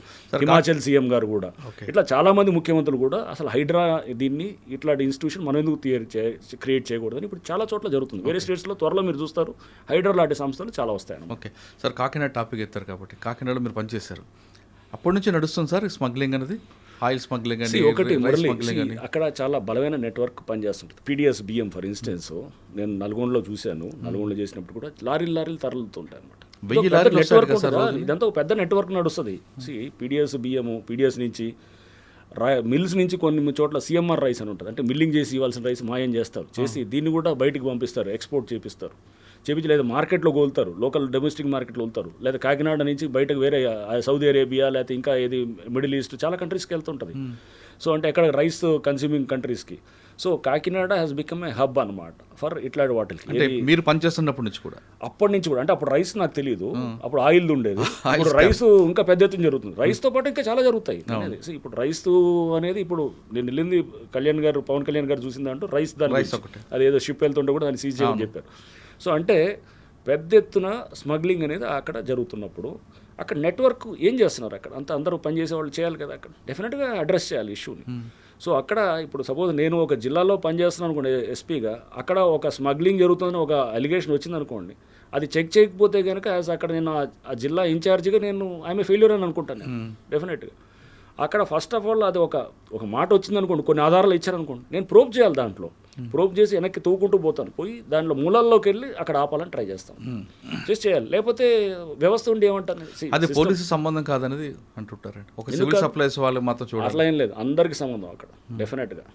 పోలీస్కి ఉంటుంది, అక్కడ లోకల్ పొలిటికల్ సెటప్ ఉండాలి, అందరికీ తెలియాలి. అంటే మీరు ఉన్నప్పటి నుంచి కూడా అంత పెద్ద నెట్వర్క్ ఉంది సార్. అప్పుడు రైస్ ఇది ఆయిల్ స్మగ్లింగ్ ఉంటుంది, ఆయిల్ ఉండేది, కానీ ఇప్పుడు రైస్ ఇంకా పెద్ద మార్కెట్ యాక్చువల్గా. రైస్ అనేది మీకు చూస్తే కనుక అది బయటికి ఎక్స్పోర్ట్ అవుతుంటుంది. చూశాను ఆయిల్ అయితే అప్పుడు ఉండేది కదండి. ఆయిల్ ఉంటుంది, ఆయిల్ ఇప్పటికి కూడా ఉండొచ్చు, పరిస్థితులు నాకు ఐడియా లేదు ఇప్పుడు ఎట్లా ఉందనేది. బట్ ఆయిల్ అప్పుడు ఉన్నది. ఆయిల్ అంటే ఆ షిప్పుల్ని తెచ్చి ఇక్కడ ఏదో చేస్తుండేవారు. బట్ దానికి అది చాలా తక్కువ మొత్తంలో జరుగుతుంది. ఇది కంట్రీ మొత్తం ఇక్కడ స్టేట్స్ తెలంగాణను మనకి ఆంధ్ర నుంచి బియ్యం ఇదంతా తీసుకెళ్ళి పెద్ద ఎత్తున అక్కడికి చేరుతారన్న. అంటే అందుకన్నా ఆయన చెప్తున్నట్లుగా డ్రగ్స్ అనేది ఏదైనా రావచ్చు, చాలా ఉండొచ్చు. అక్కడతో ఎందుకు ఆపుతాడు, వాడు చేయాలని వాడు బియ్యం ఆపేసి ఆపుతాడు.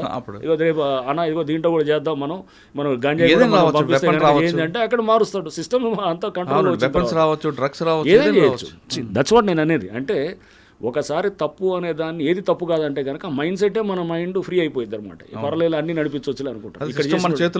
ఎక్కడ ఆపాలి, ఎక్కడ ఎండ్ చేయాలనేది ఉండదుగా, అది వెళ్తూనే మేనేజ్ చేసుకోవచ్చు, అన్ని మేనేజ్ చేయొచ్చు అనేటట్టు. సార్ మీరు హైదరాబాద్ స్టార్ట్ చేసిన తర్వాత చుట్టుపక్కల చెరువులని మొత్తం ప్రక్షాళన చేస్తూ బెంగళూరు వెళ్ళి అక్కడ ఒక లైక్ మంది కలవడం, అక్కడ కాన్సెప్ట్ని ఇక్కడ అడాప్ట్ చేయడం అనే ఉద్దేశం ఏంటంటే? యా రైట్, ఇది కూడా చాలా. అంటే మేము బెంగళూరుకి వెళ్తే కూడా కొంతమంది కామెంట్ చేశారు, అసలు ఏంది బెంగళూరు ఏంది, అది పనికిమాల సిటీ, అది వాళ్ళ ట్రాఫిక్ జామ్లు అవుతుంటాయి, వాళ్ళ సిటీని అక్కడ నేర్చుకునేది వెళ్ళాలంటే కనుక ఏది అమెరికానో నెదర్లాండ్సో లేకపోతే ఇట్లా జపానో ఇట్లా పోవాలని చెప్పేది అన్నారు. మేము ట్రాఫిక్ స్టడీస్ అప్పుడు వీ వెంట్ చాలా, నేను జాయింట్ సిపి ట్రాఫిక్ ఉన్నప్పుడు, డీసీపీ ట్రాఫిక్ ఉన్నప్పుడు మేము ఫారెన్ కంట్రీస్కి వెళ్ళాము. ఫారెన్ కంట్రీస్ ఉంటే టెక్నాలజీని తీసుకుంటాం, కానీ ఇండియాలో కస్టమైజ్ చేయాలంటే కనుక ఇండియన్ సిటీ అనేది డిఫరెంట్ ఉంటుంది. ఇండియన్ ఇప్పుడు బెంగళూరులోనో ఒక ఢిల్లీలోనో ఒక ట్రాఫిక్ మేనేజ్మెంట్ సిస్టమ్ బెటర్గా ఉందంటే అది స్టడీ చేసి మన దగ్గర ఏంది యూటర్న్స్ పెట్టాం మనం. హైదరాబాద్లో యూటర్న్స్ ఉంది, ఇది ఇండియన్ సిస్టంలోనే ఉంటుంది, వేరే దగ్గర ఉండదు. సో ఇక్కడున్న వ్యవస్థ డిఫరెంట్గా ఉంటుంది, ఇక్కడ కస్టమైజ్ చేయాలన్నమాట. టెక్నాలజీ ఉంటే సరిపోదు, దాన్ని ఇక్కడ తగ్గట్టుగా తయారు చేయాలి దాన్ని. అంటే ఆ పరిస్థితులకు అనుగుణంగా. సో పరిస్థితులు ఏముంటుంది, థర్డ్ వరల్డ్ కంట్రీస్లో లైక్ ఢిల్లీ, చెన్నైయో లేకపోతే బెంగళూరు, హైదరాబాద్ అన్నింటిలో సేమ్ పరిస్థితులు ఉంటాయి. మనుషులు ఒకేలాగా ఆలోచన చేస్తారు, పరిస్థితులు ఒకటేలా ఉంటుంది, వ్యవస్థలు ఒకేలాగా పనిచేస్తాయి, అధికారులు ఒకేలా ఉంటారు, రాజకీయ వ్యవస్థ ఒకేలా ఉంటుంది. అందుకోసం అక్కడ తీసుకుని ఇక్కడ మనం ట్రై చేయడానికి చేయొచ్చు. బెంగళూరు చెరువులు అనేది ఇప్పటి నుంచి కాదనమాట. బెంగళూరు 2010-11 నుంచే దాని మీద ఫోకస్ పెట్టి అక్కడ మెయిన్గా ప్రాబ్లం ఏంటంటే వాటర్ ప్రాబ్లం. అక్కడ కావేరీ నుంచి తీసుకురావాలి వాటర్, చాలా దూరం నుంచి తీసుకొని పంప్ చేయాలి. బెంగళూరు ఏంటి మీకు కొంచెం హిల్ ఫీచర్ అనమాట, అంటే 900 to 1000 మీటర్స్ ఎత్తులో ఉంటుంది. కింద నుంచి వాటర్ కావేరీ నుంచి చేయాలంటే పంప్ చేయాలన్నమాట. సో చాలా ఖర్చుతో కూడుకున్నది. అండ్ కావేరీలో ఎప్పుడు నీళ్ళు ఉండవు, సరిగా ఉండదు. అది తమిళనాడుతో ఇష్యూస్ ఉంటాయి, ప్లస్ వాటర్ అక్కడ ఎప్పుడు కూడా స్కేర్స్గా ఉంటుంది, తక్కువ ఉంటుంది. సో న్యాచురల్గా వాళ్ళు ఏం చేయాలి, పడ్డ వర్షాన్ని కాపాడుకోవడానికి చాలా ప్రయత్నం చేసి దాంట్లో చెరువుల్లో పునరుద్ధరణ అనేది వాళ్ళు ఎప్పుడూ మొదలెట్టారు. సో చక్కగా ఉంటాయి, మనలాగా అక్కడ లేదు. చెరువులు చాలా చక్కగా ఎప్పటి నుంచో మొదలెట్టారు కాబట్టి వాళ్ళు మనకన్నా ముందు ప్రాక్టీస్ మొదలెట్టారు. లైక్ గ్రేవాన్స్ ఉంది, Andhra was a role model country అన్నిటికీ. ఎందుకు రోల్ మోడల్? ఆంధ్ర ఫస్ట్ ఈ ప్రాబ్లం చూసింది కాబట్టి కింద మీద బట్టి నేర్చుకొని మనం తయారు చేసిన గ్రేవన్స్. అంతేగాని మనం నక్సల్ ఆపరేషన్స్లో వెళ్ళి నువ్వు ఏది వియత్నాం మీద అమెరికా యుద్ధం చేశారు కాబట్టి ఆ గెరిల్లా వార్ఫేర్ వాళ్ళ టెక్నిక్స్ నేర్చుకొని వద్దామని ఎవడు కాదనమాట. ఇక్కడ ఉన్న దాన్ని చూసుకోవాలన్నమాట. సో మనం అందుకోసం ఏంటంటే బిఏ రోమన్ ఇన్ రోమ్, ఇక్కడ ఉన్నప్పుడు ఇక్కడ పరిస్థితులు చూసుకోవాలి. అంతేగాని ఎక్కడదో తీసుకొని మీరు అమెరికా మోడల్ తీసుకోండి లేకపోతే ఇంగ్లాండ్ మోడల్ తీసుకోండి. మన ప్రజల మైండ్ సెట్ కూడా మనం అబ్జర్వ్ చేయాలి. ఇక్కడ ఉన్నదాన్ని, ఇక్కడ సిస్టమ్ని స్టడీ చేసేటటువంటిది ఇక్కడ ఎస్టాబ్లిష్ అయింది. అది రాటుదేలినటువంటి గ్రేహౌండ్ లాంటి వ్యవస్థ ఇక్కడ ఇప్పుడు కంట్రీ అంతా అడాప్ట్ చేస్తున్నారు. సేమ్ థింగ్ ఒక ల్యాక్స్ అనేది పునరుద్ధరణ అనేది బెంగళూరులో వాళ్ళు మనకన్నా ముందు మొదలెట్టారు 10 ఏళ్ల ముందు. బాగుంది సార్, ఇప్పుడు బాగుంది అక్కడ చక్కగా చాలా బాగా చేస్తున్నారు వాళ్ళు. అంటే ప్రాబ్లమ్స్ ఉండొచ్చు, బట్ దానికి అక్కడ ట్రాఫిక్ జామ్స్కి కారణం ఈ లేక్స్ ఒకటే కాదు, ఇంకా అక్కడ చాలా ప్రాబ్లమ్స్ ఉన్నాయి.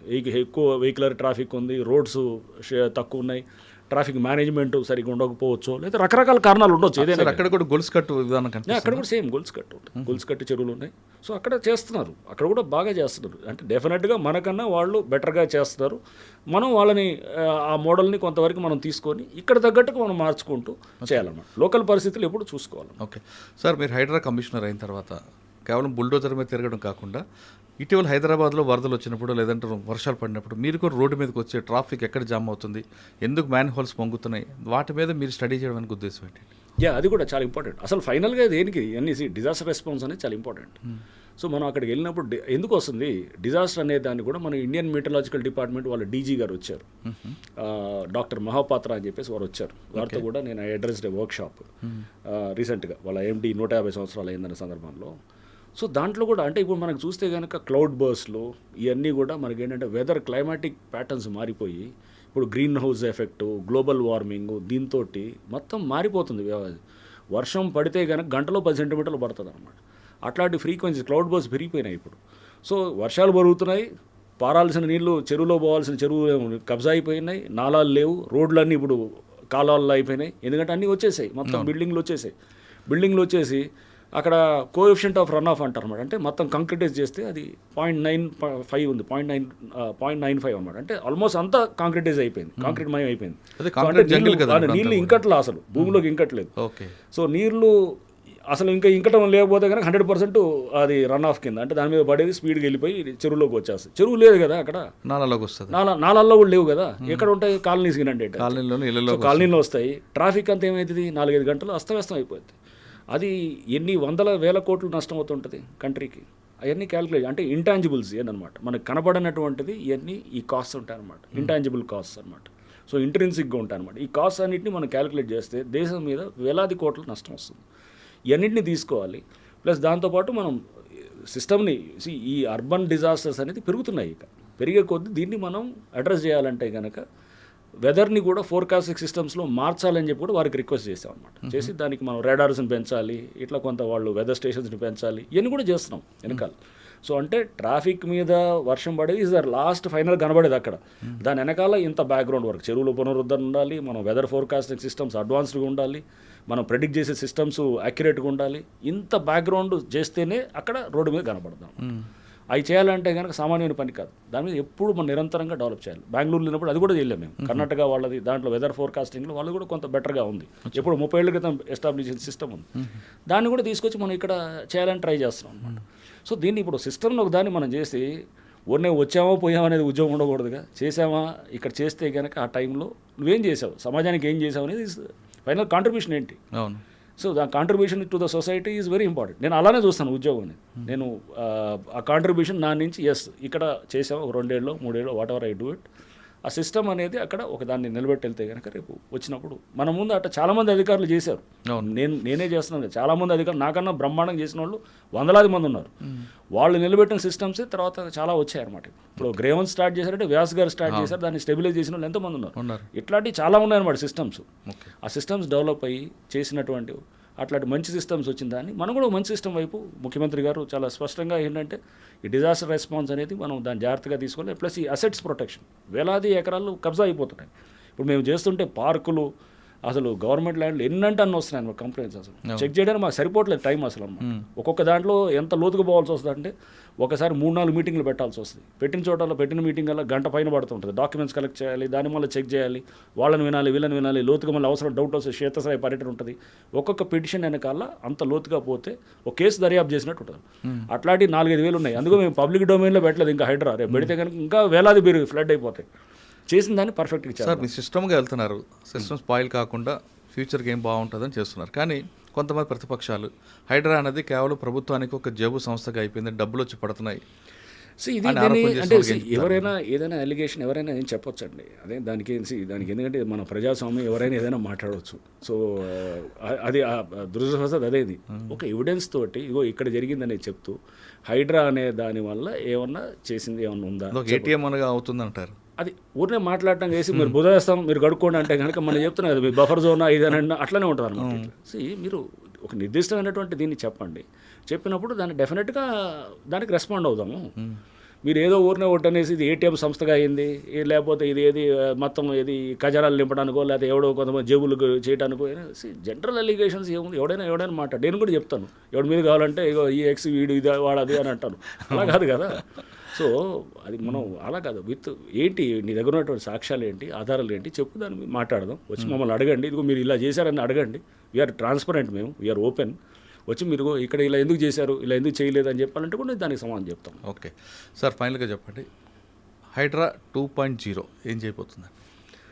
హైడ్రా 2.0 అనేది మీరు ఏది రోబో 2.0 టైప్ ఏదో చెప్తున్నారు. సో అంటే హైడ్రా అనేది ఈరోజు పబ్లిక్లో అవేర్నెస్ తీసుకొచ్చిందండి. ఇది ఒక కొత్త సిస్టమ్. హైడ్రా అనేది జస్ట్ ఏదో ఒక సంస్థ కాదు, ఒక కొత్త వ్యవస్థని తయారు చేస్తుంది. ఆలోచన విధానం కూడా కనిపిస్తుంది ఒకవైపు. అంటే భయం అనేది కాదు, అవేర్నెస్. పబ్లిక్లో అవేర్నెస్ కూడినటువంటి పొల్యూషన్. రేపు మేము చెక్ చేస్తున్నాం, ఇప్పుడు పొల్యూషన్ కంట్రోల్ బోర్డుతో కూడా మీటింగ్ పెట్టాం. చెరువులో వ్యర్థాలు వదిలిస్తే కనుక రేపు ఆ పట్టుకొని వాళ్ళని మనం జైలుకి పంపించి అది సీజ్ చేసి వాళ్ళని మనం చేస్తే కనుక 10 మందిని చేయండి, ఎందుకు వదులుతారు చూద్దాం. ఇప్పుడు దాని మీద ఫోకస్ ఉంది. ఇప్పుడు రేపు ఎందుకు చేయరు? రేపు చెరువులు మెయింటైన్ చేయాల్సిన, చెరువుని ప్రిజర్వ్ చేయాల్సింది మా యాజ్ లేక్ ప్రొటెక్షన్ కమిటీ చైర్మన్గా హైడ్రా కమిషనర్ బాధ్యత. ఎవరైతే చెరువులో వ్యర్థాలు వదిలేసి ఎఫ్లూయెంట్స్ అన్ని వదిలేసి డేంజరస్ కెమికల్స్ అన్ని వదులుతున్నారు అనుకోండి, నలుగురిని పట్టుకోండి, వాడిని చేసి జైలుకి పంపించి వాడి బిల్డింగ్ని మొత్తం సీజ్ చేసి కోర్టుకు పెట్టి వాడిని చుక్కలు చూపించామంటే ఎట్లా వదులుతాడు చూద్దాం. భయం లేక, బేసికల్గా చట్టాలంటే భయం లేదు, రూల్ ఆఫ్ లా అంటే భయం లేదు, వ్యవస్థలంటే భయం లేదు, ఏదైనా మేనేజ్ చేసుకుంటాం. ఆ భయాన్ని మనము చట్టాన్ని కఠినంగా అమలు చేయడం ద్వారా పబ్లిక్లో ఒకటైతే వచ్చింది సార్. హైడ్రా అనేది అవేర్నెస్ తీసుకొస్తుంది ఒక సెక్టార్ పబ్లిక్కి. కొంతమందికి ఒక భయం క్రియేట్ చేసింది, మనం తప్పు చేసి ఇలాంటి బిల్డింగ్ కొలాప్స్ అవుతాయనే విషయాన్ని. అందులో మంచిగా ఉంది, అందుకే కూడా పబ్లిక్ కూడా మీకు హైడ్రా రంగనాథ్ అంటారు. కానీ హైడ్రా 2.0 ఏం చేస్తారు? హైడ్రా 2.0 ఉత్తి ఈ భయం క్రియేట్ చేయటం కాదు, దాని నుంచి పాజిటివ్ సైడ్ వెళ్తుంది. ఫైనల్గా మా గోల్ పాజిటివ్. ఇది కూల్చడం కాదు, నిర్మించడం. అది చెరువులు నిర్మించడం అనేది చేయాలి. ఒక నాలాలు మంచి వ్యవస్థ నిర్మించడం చేయాలి. ఒక మంచి డిజాస్టర్ రెస్పాన్స్ సిస్టమ్ తయారవ్వాలి. వెదర్ ఫోర్కాస్టింగ్ సిస్టమ్స్ తయారు కావాలి. సో రేపు గవర్నమెంట్ ల్యాండ్ కబ్జా చేయకుండా గవర్నమెంట్ ఆస్తులు పరిరక్షించబడాలి. పార్కులు అందరికీ మంచిగా, ఇది ఇప్పుడు ఇళ్ళకి వెళ్తే కనుక సాయంత్రం నేను మా ఇంటికి వెళ్తే మా ఇంటి దగ్గర పార్క్ ఉంది, పక్కనే ఉంటుంది. పార్కులు మా ఇంటి దగ్గర కూడా ఇట్లానే కొట్టేయాలని చూశారు ల్యాండ్ని. అప్పుడు మేమే 10 ఏళ్ల క్రితం అందరం వెళ్ళి నిలబడ్డాం అనమాట. నిలబడి అది పోలీస్ స్టేషన్ కంప్లైంట్ ఇచ్చి నేను అప్పుడు డీసీపీగా ఉన్నాను 10 ఏళ్ల క్రితం 2014-15 కాపాడుకున్నాను కూడా కబ్జా చూసారంటే. మా ఇంటి దగ్గర మా నాన్న నేను ఇద్దరం కూడా పక్కన అసోసియేషన్ వాళ్ళందరం కలిసి కొంతమంది రైట్ మైండెడ్ థింకింగ్ వాళ్ళందరం వెళ్ళి మేము కాపాడుకున్నాం. చూసారు. అదే చెప్తే ఇట్లా అట్లాంటి వాటిలో మా ఏరియాలో జరుగుతుంటే మేము ఎప్పటి నుంచో కాపాడాలని చేసాము. అది చాలా వాల్యుబుల్ ల్యాండ్, 1000 గజాలు ఎంత ఉంటుంది. అది అక్కడ మా కాలనీలో అది దాదాపు ఇట్ మైట్ బి అరౌండ్ నాకు తెలిసి 15-20 కోట్ల మధ్యలో ఉండొచ్చు. సో ఆ ల్యాండ్ ఇప్పుడు 10 ఏళ్ల క్రితం మేము కాపాడుకున్నాం, పోలీస్ కేసులు పెట్టి. దాన్ని ఇప్పుడు అది అందరికీ, అది అందరి ఆస్తి, అది ఎవడో ఒకళ్ళిద్దరు స్వార్థంగా చేసేది కాదు. సేమ్ థింగ్, ఇది అందరి ఆస్తుల్ని, ఇది సమాజం యొక్క ఆస్తుల్ని పరిరక్షించాలి. ఇది అందరికీ చెందిన ఆస్తుల్ని కాపాడుతాం. అది that is the next goal అనమాట. చెరువులను పునరుద్ధరణ, ఆస్తుల పరిరక్షణ ఇవన్నీ చేయటం, అండ్ డిజాస్టర్ రెస్పాన్స్ ప్రాపర్గా అప్రాప్రియేట్గా చేయటం, ఈ మా లక్ష్యాలు అన్నమాట. ఓకే సార్, హైడ్రా అనేది కేవలం హైదరాబాద్ వరకేనా, ఇంకా తెలంగాణ రాష్ట్రం అంతా విస్తరించాలి? లేదు, ఇది ఓన్లీ ఔటర్ రింగ్ రోడ్ దాకా 2000 స్క్వేర్ కిలోమీటర్స్ జిహెచ్ఎంసీ అండ్ 27 మున్సిపాలిటీలు, దాని చుట్టూ 27 మున్సిపాలిటీకి మొత్తం ఎక్స్టెండ్ అవుతుంది. ఓకే సార్, ఫైనల్గా ఇంకో క్వశ్చన్ అండి. హైడ్రా అనగానే భయపడుతున్న కొంతమందికి, లేదా హైడ్రా అంటే అభిమానించే కొంతమందికి ఒక కమిషనర్గా మీ ఇచ్చే మెసేజ్ ఏంటి? హైడ్రా అనేది మీకోసం అండి, మీరు భయపడాల్సిన అవసరం లేదు. ఎవరు కూడా భయపడాల్సిన అవసరం లేదు. తప్పు చేసిన వాడే భయపడాలి. హైడ్రా ఇది జస్ట్ ఇది ఒక ఏంటంటే పబ్లిక్, మీ ఆస్తుల్ని ప్రొటెక్ట్ చేస్తున్నాం, మీకోసం మేము పనిచేస్తున్నాం తప్ప. కానీ దానికి ఎక్కడ కూడా మంచిగా చేస్తున్నవాడు, అంటే తప్పు చేయకుండా కబ్జాలు చేయకుండా వాడు ఎవరు కూడా భయపడాల్సిన అవసరం లేదు. అది మీరు అక్కడ ఎక్కడన్నా కానీ అటువంటి విధంగా ఎక్కడన్నా మీకు ఇబ్బందులు ఉన్నా కానీ మీరు దయచేసి మా దృష్టి కూడా తీసుకురావచ్చు. ఎక్కడన్నా ఆ హైడ్రా పేరు చెప్పి కూడా మిమ్మల్ని ఏమైనా ఇబ్బంది పెట్టేటటువంటి అట్లాంటివి ఉంటే కూడా దయచేసి మా దృష్టి తీసుకురండి. అప్పుడు వాళ్ళ మీద ఖచ్చితంగా మేము సీరియస్ యాక్షన్స్ ఉంటాయి, మామూలుగా కాదు, కనబడేటటువంటి సీరియస్ యాక్షన్స్ కూడా ఉంటాయి. సార్ అపార్ట్మెంట్ పర్మిషన్కి హైడ్రా అనుమతి కావాలంటారా? అసలు హైడ్రా పర్మిషన్స్ ఇవ్వదండి. హైడ్రా పర్మిషన్స్ ఇవ్వటం మొదలెడితే కనుక ఇదొక గవర్నమెంట్ని స్ట్రీమ్లైన్ చేయాలి, కానీ గవర్నెన్స్ని ఎక్కువ సిస్టమ్స్ పర్మిషన్స్ ఇచ్చేటటువంటి పెట్టకూడదు. అది అంటే అది ఆ సిస్టమ్ వైపు వెళ్ళాలి మనం. సో అన్ని పర్మిషన్స్ ఇవ్వటం మొదలెడితేనే అది రెడ్ టైపిజము, బ్యూరోక్రటైజేషన్ ఇదంతా ఉంటుంది. మనం అది కాకూడదు, స్మూత్గా ఉండాలి, అది ఈజీగా పర్మిషన్స్ వచ్చేటట్టు ఉండాలి. అది జరిగితే అప్పుడు సిస్టమ్ బెటర్ గవర్నెన్స్ వైపు వెళ్తున్నట్టుగా నేను భావిస్తాను. సో హైడ్రా ఎక్కడ కూడా పర్మిషన్స్ ఇవ్వదు, అది చాలా స్పష్టంగా ఉంటుంది. హైడ్రా బిల్డింగ్ పర్మిషన్స్, చెరువుల దగ్గర ఉన్న ఎన్ఓసీలు ఏది అది కాదు, ఓన్లీ ఫైర్ ఎన్ఓసీస్ వరకే మేము ఇస్తాం. దాన్ని కూడా ఇప్పుడు నిన్న మాకు ఎవరు సైబరాబాద్ సిపి గారు అవినాష్ మోదీ గారు కూడా మాట్లాడారు. సో మేమంతా త్వరలో మీటింగ్ పెట్టుకుని దాన్ని ఇంకా సరళీకృతం చేస్తున్నాం. అంటే దాన్ని స్ట్రీమ్లైన్ చేస్తూ ఆన్లైన్లోనే అప్లై చేసుకుంటూ తీసుకునేటట్టు ఫైర్ ఎన్ఓసీ వరకు అనమాట. అది కూడా దాన్ని ఎక్కువ కంప్లైంట్స్ ఉండాలి, పబ్లిక్ హెరాస్మెంట్గా ఫీల్ అవ్వకూడదు, చాలా ఈజీగా ఇచ్చేటటువంటి విధంగా అడ్మినిస్ట్రేషన్ ఉండాలి. సార్ ఇందులోనే ఇంకొక పార్టీ క్వశ్చన్ ఏంటంటే హైడ్రా అనేది ఎందుకు చేస్తుంది, ఎవరి కోసం చేస్తుంది అనేది మీద మీ స్కూల్స్ కాలేజీలకు వెళ్ళి వాళ్ళకి ఎడ్యుకేట్ చేసే అవకాశం ఉందా? తప్పకుండా ఉందండి. నెక్స్ట్ అది అవేర్నెస్ క్యాంపెయిన్ పెంచేదానికి కూడా ఉంది. సో మాకు ఇంకా స్టాఫ్ కోసం మేము వెయిట్ చేస్తున్నాం. రేపు హైడ్రా పోలీస్ స్టేషన్ కూడా వస్తుంది, వచ్చిన తర్వాత ఇంకా ఎఫెక్టివ్గా ఉంటుంది. సో ఇదంతా ఈ ఇన్స్టిట్యూషన్ బిల్డింగే ఒక 1 year పడుతుంది. చట్టాల పరంగా స్ట్రెంథన్ అవుతున్నాం. ఇదంతా ఇప్పటికీ స్టార్ట్ అయ్యి 4-5 నెలలు అవుతుంది. ఇంకా ఒక 4-5 నెలల దాకా ఇదంతా ఇన్స్టిట్యూషన్ బిల్డింగ్ జరుగుతూ ఉంటుంది. సో అది అయిన తర్వాత ఇంకా ఫుల్ ఫ్లెడ్జ్డ్గా ఇది అవేర్నెస్ పెంచడం, స్కూల్స్కి వెళ్ళి మాట్లాడటం, ఎడ్యుకేషన్ ఇన్స్టిట్యూషన్స్ని కూడా వాళ్ళు పెట్టుకోవటం, పబ్లిక్ని కూడా ప్రతి దగ్గర కూడా చెరువులు, పార్కులు, దాన్ని పబ్లిక్ పార్టిసిపేషన్ తీసుకోవటం, ఇదో ప్రజా ఉద్యమంగా నిర్మించటం, ఇవన్నీ కూడా చేయాలన్నమాట. చేస్తే అప్పుడు దీనికి నిజమైన సార్థకత అనేది కూడా వస్తుంది. ఓకే, హైడ్రా ఉన్నది కేవలం భవిష్యత్తు వాళ్ళ కోసం కానీ అక్రమదారుల కోసం కాదు అంటున్నారు రంగనాథ్ గారు. ఇది కేవలం మీ అందరి కోసం భయపెట్టే సమస్య కాదు, ప్రజల బాగోగుల కోసం, భవిష్యత్తులో భావితరాల వారి కోసం ఈ సమస్య పెట్టాం. ఇది ఖచ్చితంగా చెరువులు అక్రమదారులు మాత్రం ఖచ్చితంగా వాళ్ళ మీద మా ఫోకస్ ఉంటుంది. కానీ ఏ చెరువునైతే విముక్తి చేసాం ఆ చెరువులని కాపాడే బాధ్యత కూడా మాదే అంటూ రంగనాథ్ గారు చెప్తున్నారు. ఇది రంగనాథ్ గారితో ఎక్స్క్లూజివ్ ఇంటర్వ్యూ. వచ్చే వారం మరో విషయాలు మళ్ళీ కలుద్దాం. అంతవరకు నమస్తే. Thank you sir. Thank you very much. Thank you. Hydraa అన్నది మీరు ఎలాగొచ్చారు, పేరు అయిపోయిందో ఇంకా ముందు కూడా అదే దీంట్లో జోష్లో వెళ్ళాలని కోరుకుందాం. థ్యాంక్ యూ అండి.